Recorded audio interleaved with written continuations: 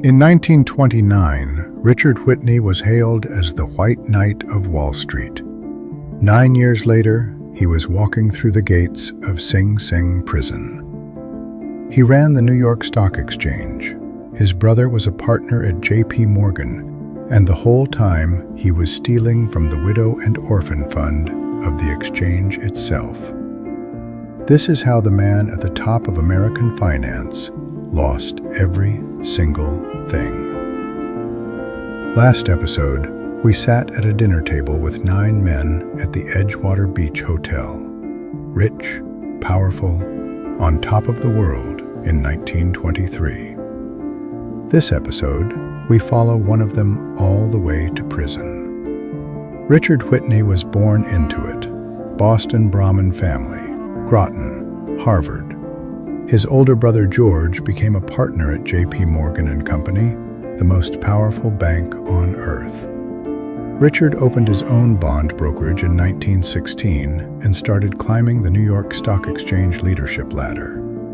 By 1929, he was the acting vice president of the exchange. Then came Black Thursday, October 24th, 1929. The floor of the New York Stock Exchange descended into panic. Stocks in free fall, brokers screaming, ticker tape falling behind by hours. A group of the biggest Wall Street bankers met at J.P. Morgan and pooled a rescue fund, and they sent one man to the floor to spend it. Richard Whitney walked out onto the trading floor of the exchange. Calm, aristocratic, 3-piece suit. He walked to the U.S. Steel post and in a voice everyone could hear, bid $205 for 25,000 shares. Then he walked to the next post and placed another order. Then the next. For a few hours, the market stopped falling. Whitney was hailed as a hero. Papers called him the White Knight of Wall Street. In 1930, he was elected president of the New York Stock Exchange. He held the position for 5 years. Here is what nobody knew. Richard Whitney was, at that very moment, going broke. His brokerage, Richard Whitney and Company, was losing money on bad bond bets. He had bought into a floundering Applejack distillery in New Jersey, a brand called Jersey Lightning. He had borrowed heavily against his own reputation, and every time a loan came due, he walked into his brother George's office at J.P. Morgan and borrowed more. By 1935, George had personally lent his little brother millions. Morgan and Company was quietly propping him up, because if the president of the New York Stock Exchange collapsed, the reputation of Morgan collapsed with him. That was not enough. Richard Whitney was also the treasurer of the New York Yacht Club.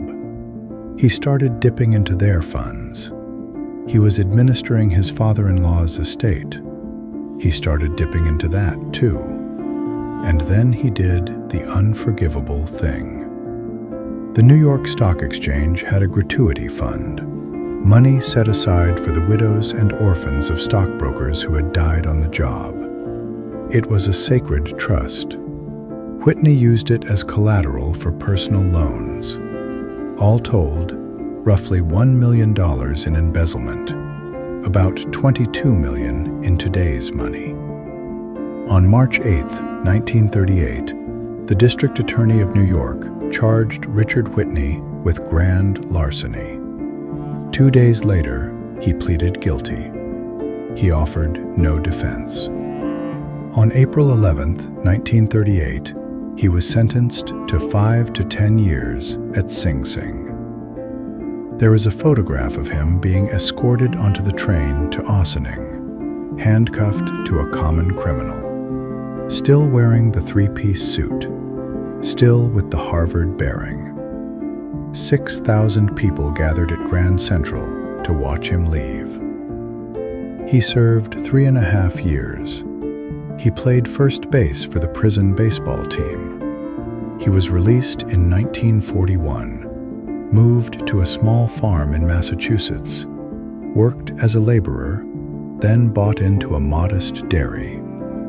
He never returned to finance. He died in 1974 in a rented cottage.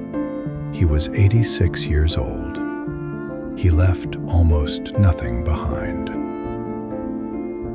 In Rich Dad, Poor Dad, Robert Kiyosaki teaches Lesson 2, Why Teach Financial Literacy?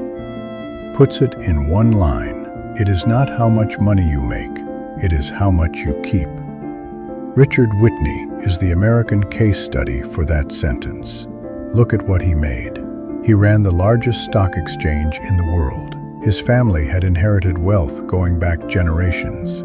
His brother was one of the most powerful bankers on earth. He drew a president's salary, brokerage commissions, board fees, family trust income. On paper, he was a rich man from the day he was born. But what did he keep? Nothing. Every dollar went out faster than it came in. Bad bets on Jersey Lightning Applejack. Bad bets on Florida real estate. Bad bets on his own brokerage. He was highly leveraged in his personal life, in his business, and in his social standing at the yacht club and the exchange. When any one of those bets went sideways, he could not absorb it. He had no reserve, no liquid savings, no unlevered assets, just borrowed money on stolen money. Quick pause. If you are getting something out of this, hit subscribe. It costs you nothing, and it is how this channel keeps making these. Back to Whitney. Kiyosaki draws a distinction that fits Whitney perfectly. High income does not equal wealth. Wealth is what you have left after the storm passes. Whitney had no wealth. He had a costume of wealth. Financial literacy, Kiyosaki says, means knowing the difference between an asset and a liability. Whitney could not tell the difference. His Applejack distillery was not an asset, it was a hole. His yacht club treasury was not his money, it was a felony. His brother's loans were not income, they were a debt time bomb. He knew the market inside out. He set the rules of the market, and he had zero personal financial literacy. This is the punchline of Lesson 2. You can run the whole exchange and still not understand the balance sheet of your own life. Remember Ivar Kruger from episode 1. Kruger leveraged the fraud. Whitney leveraged the establishment. Different tools, same result. The Match King and the White Knight both died broke because neither one could keep what he made. If this story is landing on you the way it should, hit subscribe. Yield Tales is decoding Rich Dad, Poor Dad, one story at a time. And also, help us pick Season 3. What book about money or wealth should we decode next? Drop your pick in the comments. Now, a question for you. Have you ever watched a person you respected keep their status long past the point where the numbers said they should not? Drop your answer in the comments. Here is what we see when we look at Richard Whitney. Privilege is not the same as competence. He was born inside the machine, and that meant he never had to learn how the machine actually worked underneath. He knew the levers. He did not know the ledger. Second thing, reputation is a currency, and it can be spent.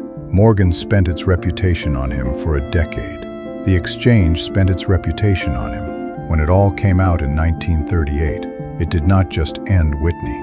It cracked the door open for the Securities and Exchange Commission to walk all the way in. Modern Wall Street regulation exists in part because of him. Third thing, high status is a very good disguise.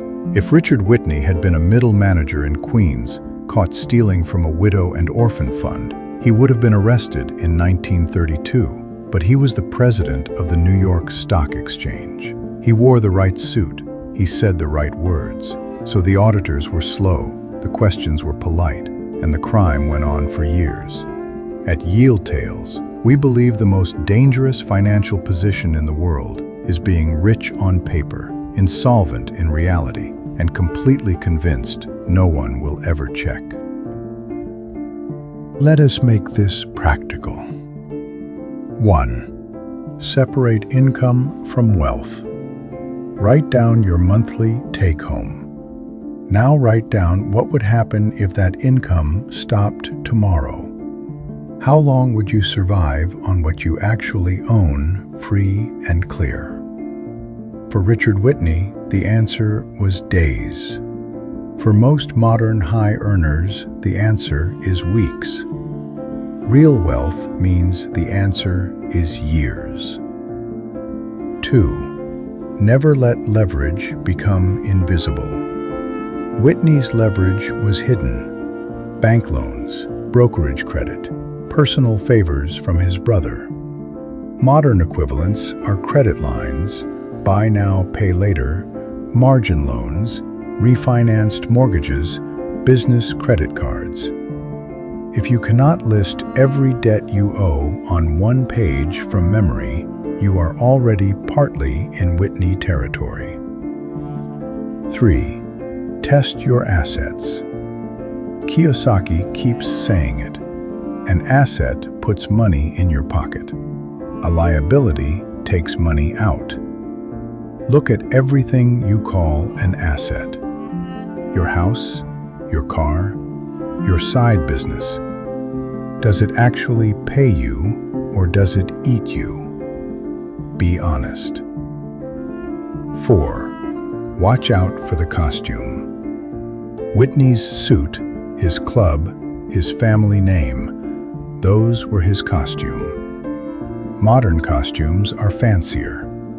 Rented luxury cars, financed watches, leased offices, Instagram lifestyle. If your public appearance is more expensive than your private balance sheet, you are wearing Whitney's suit. 5. Build the boring stuff. Emergency fund, index funds, retirement account. Unglamorous, unlevered. Boring is the opposite of Whitney. Boring is what he never learned. You do not need to run the New York Stock Exchange. You just need to run your own balance sheet honestly. That is the entire lesson. If this story hits something in you, do one favor. Subscribe to Yield Tales. Every week we take one story from history and one lesson from a book worth reading, and we put them together in a way that hopefully changes how you look at money. The channel grows when you subscribe. That is the whole engine. Next episode, Samuel Insull. He built the electric grid of Chicago. He employed 500,000 Americans. In 1932, his empire collapsed in a single afternoon. 6 years later, he died in a Paris subway station with 85 cents in his pocket. His story is the American dream turned inside out. Richard Whitney fell from the top of Wall Street. Samuel Insull fell from the top of the electric grid. Different ladders, same ground. I will see you next week.